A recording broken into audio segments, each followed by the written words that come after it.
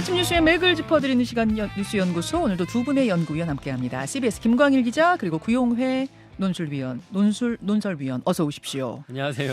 안녕하세요. 예, 오늘 하니까 잘 기억도 안 나죠. 논술위원 아니고 논설위원. 논술 강사로 나가야 될 첫 번째 뉴스 어디로 갈까요? 임성근 무혐의. 경찰이 최상병 순직 사건의 책임자들에 대한 수사 결과, 최종 수사 결과를 어제 발표했습니다. 네, 이 사건 수사 현안이 크게 세 갈래잖아요. 네. 그러니까 순직 사건 자체를 규명하는 경북경찰청의 수사가 하나, 그리고 수사 외압 의혹을 다루는 공수처의 수사, 그리고 박정훈 전 해병대 수사단장의 항명 혐의 재판까지 돌아가고 있고, 물론 네. 여기에 특검 정도가 추가될 수도 있겠습니다. 요거 중에서 경찰의 수사 결과가 어제 발표가 된 거예요. 그 결론부터 말씀드리면 임성근은 죄가 없다라고 한 거고요. 기억하시겠지만 1년 전에 박정훈 수사단장이 임성근한테 책임이 있다라고 써서 경찰에 넘겼었는데 네. 그게 이첩됐다가 회수된 다음에 국방부 조사본부에서는 임성근 빼고 다시 넘겼잖아요. 네. 그 국방부 조사본부의 결과를 경찰이 다시 인용한 셈이라고 할 수가 있겠습니다. 어제 경찰 보도자료가 총 13페이지였는데 그중에 7페이지가 임성근 얘기였어요. 그러니까 불송치 결정한 이유에 대해서 설명을 한 거고요.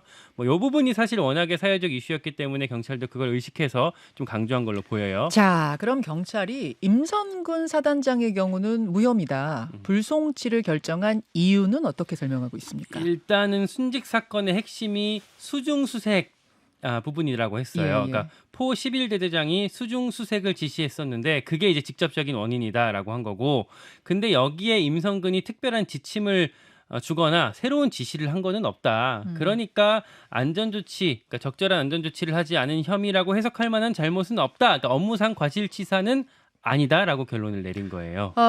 그러니까 사단장이니까 도의적인 책임은 있을지언정 법적으로 따졌을 때는 수중수색을 지시한 그런 근거가 하나도 없다. 네. 못 찾았다. 네, 구체적으로 사실 그 전까지 지적이 됐던 게 이를테면 임성근 사단장이 수변으로 내려가서 바둑판식으로 수색하라라고 지시를 했었는데 예. 요게 사실상 수중수색을 지시한 거 아니냐라고 많이 지적을 받았었거든요. 그랬었죠. 근데 경찰은 이 바둑판식 수색이라는 거는 원래 군사교범상 수색 방법으로 나와 있는 거고 그냥 꼼꼼히 수색하라고 강조하는 표현이었을 뿐이다. 예, 예. 라고 설명을 했고요. 또 하나 가슴 장화라고 이제 장화를 이렇게 멜빵식으로 장화인데 멜빵식으로 가슴까지 올려서 걸어서 이제 착용하는 장비가 있거든요. 네. 요거를 예전에 임성근 사단장이 사고 전날에 화상회의에서 언급한 게 있었기 때문에 그게 결국에는 수중수색이 아니냐라고 지적을 많이 받았었는데 요것도 경찰이 이거는 그냥 이제 수중수색 지시라고 보기는 어렵고 이미 상급부대에서 준비하고 있었다라고 설명을 했습니다. 네. 직권남용 혐의도 이제 같이 다뤄졌었는데 이것도 아니라고 어제 경찰이 발표를 했어요. 그러니까 그 작전 통제권 자체가 이미 육군 쪽으로 넘어가 있었기 때문에 월권이라고 인정을 할 수는 있겠지만 직권 자체가 없었다라고 설명을 했습니다. 자, 그럼 이제 경찰의 수사는 이것으로 종결인가요? 뭐가 이어집니까? 자체는 종결일 텐데 검찰이 이걸 어떻게 판단할지를 봐야겠죠. 만약에 검찰이 경찰 수사가 부실하다고 보면 재수사를 요청할 수도 있겠지만 그 가능성이 지금으로선 커 보이지는 않아요. 워낙에 경찰이 수사심의위원회까지 동원해 가면서 나름대로는 절차적 정당성을 갖췄기 때문에 그 가능성을 생각하기는 어려울 것 같고요. 네. 공수처가 만약에 그 수사 외압 사건을 다루면서 같이 요거를 확대해서 번져서 다시 볼 가능성도 따져볼 수는 있겠지만 요것도 워낙에 전례가 없는 일이고 굳이 공수처가 그런 부담까지 과연 지려고 할까, 그것도 어려울 것 같고, 그러다 보니까 다만 한 가지 남아있는 거는 특검. 일단은 지금 대통령이 제2 요구를 할 가능성이 크기 때문에 이탈표가 여당에서 8표 이상 나오게 되면 특검을 갈 수가 있잖아요. 네.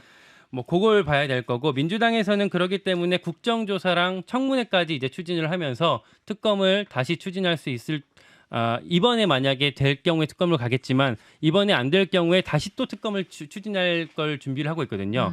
그 어떤 여론전을 준비를 하고 있고, 반대로 국민의힘에서는 국회 행안위를 열어서 경북경찰청장 불러서 나름대로 특검이 하지 말아야 되는 거다라는 여론전을 또 펼칠 준비들을 하고 있습니다. 자, 경찰의 수사, 공수처 수사, 그리고 이제 국회에서 돌아가고 있는 특검, 세 가지 트랙 중에 한 가지에 대한 결론이 어제 나온 건데요. 구용의 논설위원은 어제 경찰 발표 어떻게 보셨습니까? 임성근의 막강한 파워 다시 한번 이렇게 봤고요. 그다음에 일주일 전에 이제 국회 운영위에서 비서실장이 예. 경찰이 뭐 10일쯤 있다가 수사 결과를 발표할 거다. 그리고 이 사건의 본질은 이제 항명 사건이 본질이라고 얘기하지 않았습니까? 대통령 비서실장. 예. 그렇죠. 그때부터 이미 예견됐던 거다. 그렇게 저는 생각이 들고요.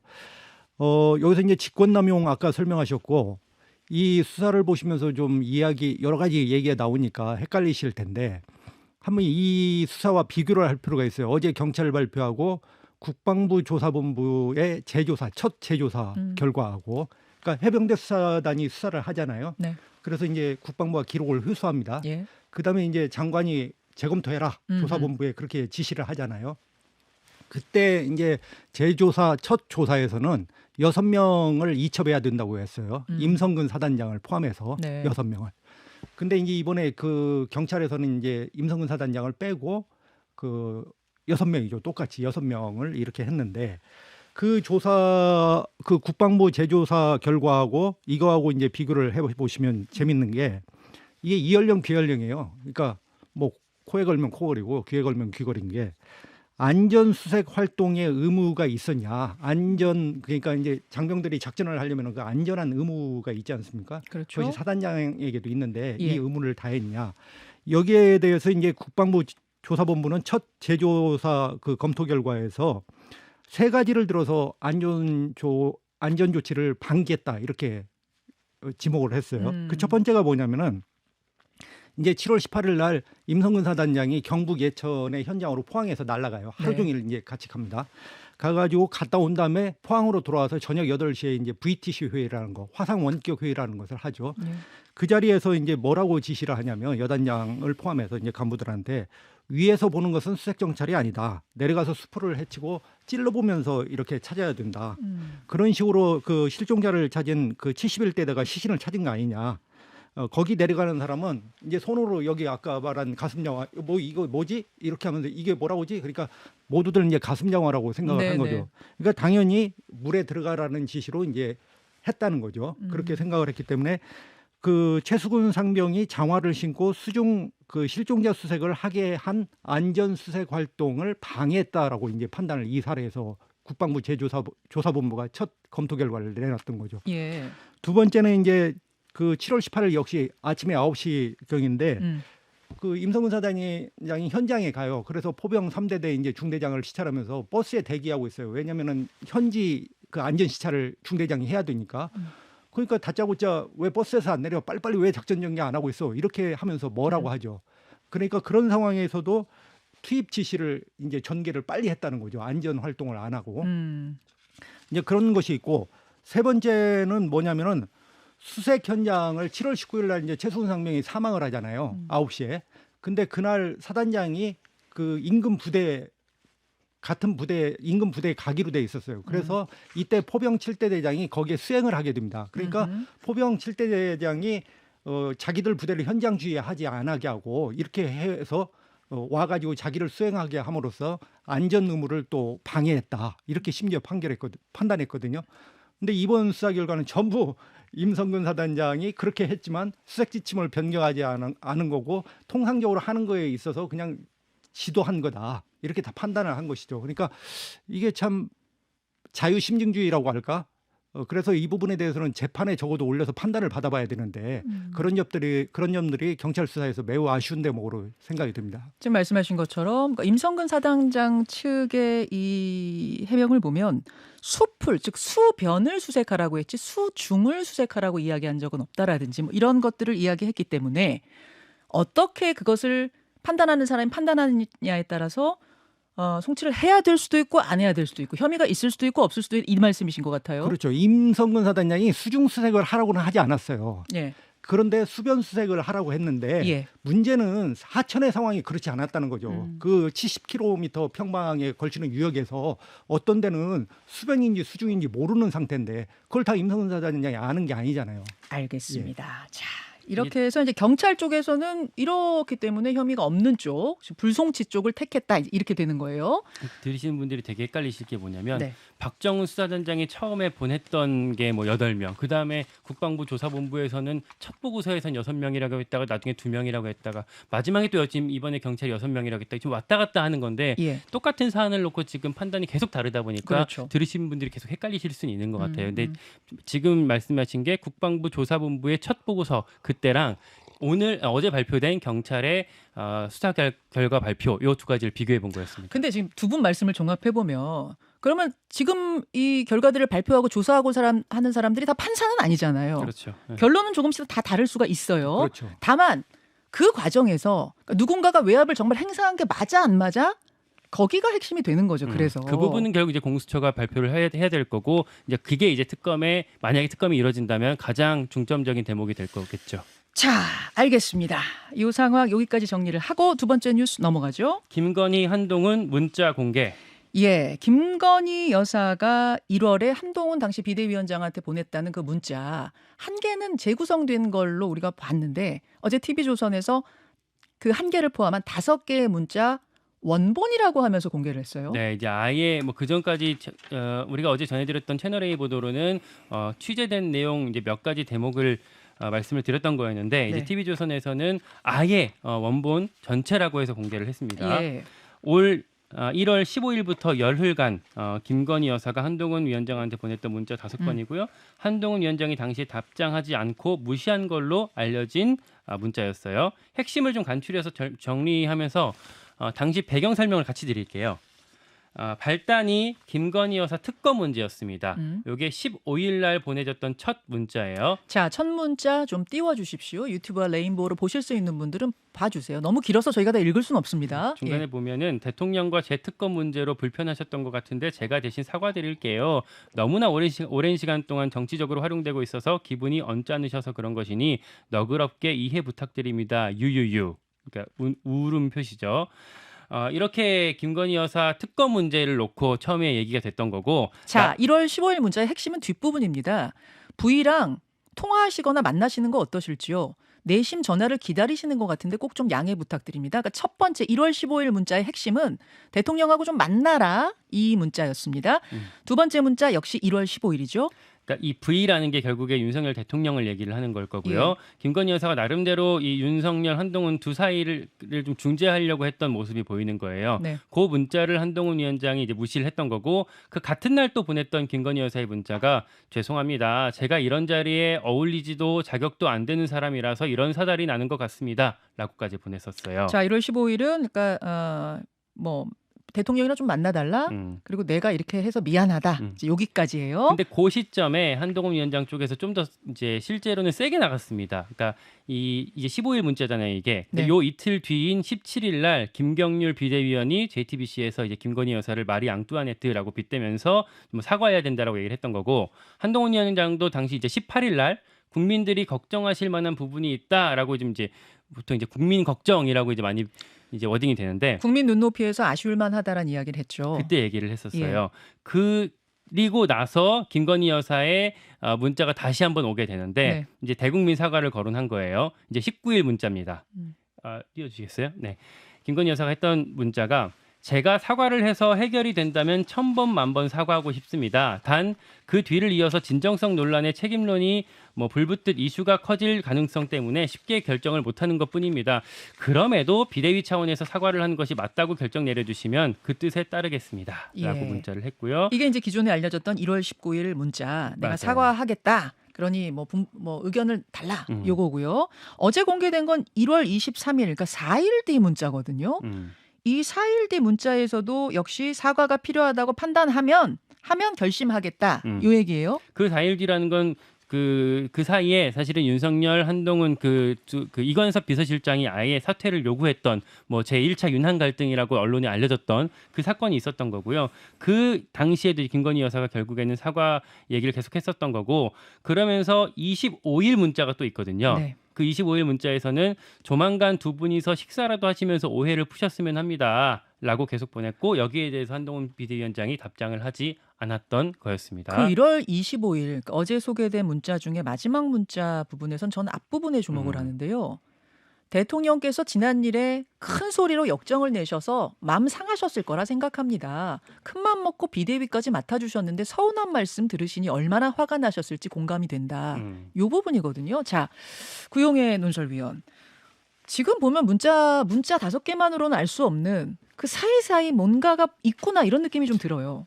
그 얘기를 하기에는 좀 시간이 짧을 것 같고요. 예. 이제 23일, 25일 사이에는 이 기차 서산 현장에서 화재 현장에서 만나잖아요. 그리고 대통령과 한동훈 비대위원장이 같이 올라옵니다. 기차를 같이 타자고 해서. 그렇죠. 이제 그 안에서 사실은 뭐 소문이 있었어요. 확인되지 않은 사실인데 이제 대통령이 굉장히 역정을 냈다. 한동훈 위원장한테. 한동훈 위원장한테 기차 안에서. 근데 오늘 그 문자로 보면은 아마 그 표현이 이 표현이 아닌가 싶어요. 지금 역정을 내서 마음 상하셨을 거다. 서천에서 예, 열차 예, 타고. 예. 그런 것이 있고 저는 이 문자 지금 어제 공개된 문자도 이게 원문이 다인가 솔직히 말해서 저는 의문을 가지고 있어요. 그 말씀 뭐죠? 그러니까 원문 전문이라고 나와 있잖아요. 예. 저번에 이제 우리 방송에서 편집해서 했다는 거 아닙니까? 재구성했다. 예. 근데 지금 나와 있는 우리 방송은 그러니까 한판 승부에서. 한판 예. 우리 방송 네.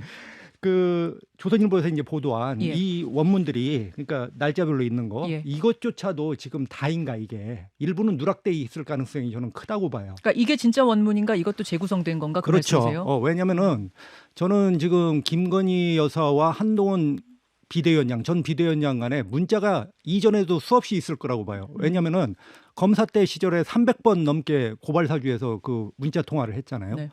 그리고 한동훈 비대위원장이 제일 제가 그 비대위원장님에서 의문을 가졌던 게 뭐냐면은 그 동료 시민 여러분하고 가장 많이 하는 말이 그다음에 이제 공적인 관계, 사적인 관계를 굉장히 얘기를 많이 했어요. 공적 사적 관계 기억하시죠? 예.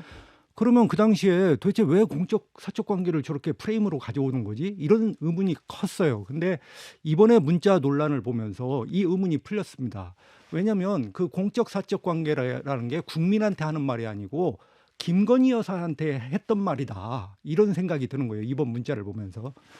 그러니까 수없이 문자가 있었는데 이제 이번에는 5개만 공개가 된 거지. 예. 그리고 그런 문자들에 어떤 내용이 있는지 저희들은 전혀 모르잖아요. 예. 저는 이런 문자들이 모두 공개가 돼야 된다고 봐요. 왜냐하면은 그 2022년 1월에 대선 후보 때 이제 김건희 여사 7시간 그 서울의 방송이 비밀 녹취를 하지 않습니까? 서울의 소리. 예. 예. 그래서 그때 법원에서 판결이 뭐냐면 대선 후보지만 배우자도 공인이니까 거의 모든 내용을 공개하라고 했거든요. 그래서 저는 이 김건희 여사와 한동훈 비대위원장이 이 5개 말고도 5개조차도 전부인지 모르겠지만 그런 문자들이 공개가 된다면 저는 정말 국정농단 의혹으로 커질 수 있는 굉장히 파급력이 큰 사건이라고 봐요. 그렇기 때문에 지금 우리가 뭐 편편히 이게 누가 지금 리크를 하는지는 모르지만 유출을 하는지는 모르지만 의도를 가지고 있는 건데 지금 이 사실만 따라가면 우리가 그 의도에 대해서 이제 말리는 거죠. 근데 상황을 놓고 본다면 이것은 권력투쟁과 함께 국정농단 의혹이 굉장히 밀도 있게 있다고 보입니다. 지금 한동훈 위원장 측에서도 지금 당무 개입이라는 용어를 썼거든요. 그렇죠. 당무 개입으로 보일 수 있는 위험한 일이다라는 표현을 썼어요. 그 말씀은 지금 구용회 위원이 말씀하신 그러니까 영부인, 그러니까 대통령의 배우자는 사인인데 이런 것들에 대해서 이야기한 것이 당무 개입으로도 비춰질 수 있다. 지금 그 부분에 대한 당무 말씀이신 개입이라고 거죠? 하는 것은 이제 권력투쟁 관점에서 바라봐야 되는 거죠. 예. 결국 왜 저 당의 일에 예. 여사가 개입을 해가지고 당무에 개입하냐. 이것은 이제 지금 윤석열 대통령과 한동훈 비대위원장의 권력투쟁 관계에서 나오는 말이고 저는 그 한 걸음 더 들어가서 이런 그 5개 문자뿐만이 아니라 그동안 전례를 볼 때 수없는 문자가 있을 겁니다. 그리고 이 5개만 봐도 이게 악의가 안 맞아요. 뭔가 해석이 안 됩니다. 전체가. 알겠습니다. 그렇기 때문에 저는 2차에 좀 문자들이 전부 공개를 해서 국민들이 실제로 보는 게 좋겠다. 그 말씀은 한동훈 비대위원장한테만 이걸 보냈겠느냐, 다른 뭐 공직자한테도 보낸 거 아니야? 지금 그걸 의심하시는 거예요? 저는 특히 한동훈 위원장한테 보냈겠죠. 그 부분에 대해서 워낙 두 분 사이에는 검사 시절부터 330번이 넘는 통화가 있었다고 지금 드러났잖아요. 알겠습니다. 다만 네. 어제 제가 이 질문을 나경원 의원한테 드렸을 때는 나경원 의원이 이렇게 말씀하셨어요. 그렇게 볼 게 아니다. 이 사건에서 이 명품백 이슈에서는 김 여사가 당사자 아니냐. 그래서 사인이 아니라 그 이슈의 당사자기 때문에 이런 문자를 보낸 걸로 봐야지 당무 개입이라고 볼 수 없다. 혹은 뭐 국정농단 의혹 이건 말이 안 된다라는 취지로 말씀하셨거든요. 글쎄요, 그건 나경원 의원의 생각이고 저는 제가 원문이나 이런 문자를 보지는 못했지만 이런 얘기는 들었어요. 이 원문보다 더 깊은 내용들이 있다. 그런 얘기는 제가 분명히 들었어요. 더 있다? 예. 그렇기 때문에 저는 이 문자들이 전부는 아닐 거다. 이런 생각이 틀림없이 맞을 거라고 보고 앞으로 이 부분이 굉장히 전국에서 굉장히 뜨거운 감자로 거론이 될 수밖에 없는 문제가 아닌가 네, 생각이 전당대회 듭니다. 국면에서 당장 오늘 있을 방송 토론에서부터 논의가 될 것 같고 오늘은 저희가 조정훈 백서특위 위원장 인터뷰가 준비돼 있고 내일은 한동훈 캠프 박정훈 최고위원 후보 박정훈 의원 인터뷰도 준비가 돼 있어서 뭐 이야기를 두루두루 좀 전해드리겠습니다. 시간이 다 됐나요? 여기까지 가야 되나요? 예, 아주 짧게 브리핑해 주세요, 김관희 기자. 세 번째 이슈. 전공의 행정처분 철회. 예, 그러니까 정부가 미복귀 전공의를 포함한 모든 전공의에 대한 행정처분을 철회했어요. 예. 뭐 나름대로는 통 큰 양보 일종의 뭐 결단을 내렸다라고 할 수도 있고 뭐 의료 공백을 좀 일단락시켜 보겠다는 정부의 계산이라고 할 수가 있겠는데 의료 현장을 이탈한 전공의들한테 끝내 면죄부를 준 거 아니냐 이런 비판도 피할 수가 없는 판단이라고 할 수가 있겠습니다. 그동안 수련병원을 떠나서 복귀하지 않았던 전공의들한테 최소 3개월의 면허 정지를 내리겠다라는 방침이 있었잖아요. 네. 요거를 이제 지난달에 복귀하는 전공의는 없애주겠다라고 했었는데 이걸 한 달 만에 전체 전공의 대상으로 확대해서 면허 정지 자체를 철회했습니다. 여기까지 두 분 수고하셨습니다. 고맙습니다. 네, 감사합니다. 김현정의 뉴스쇼는 시청자 여러분의 참여를 기다립니다. 구독과 좋아요, 댓글 잊지 않으셨죠? 알림 설정을 해두시면 평일 아침 7시 10분 실시간 라이브도 참여하실 수 있습니다.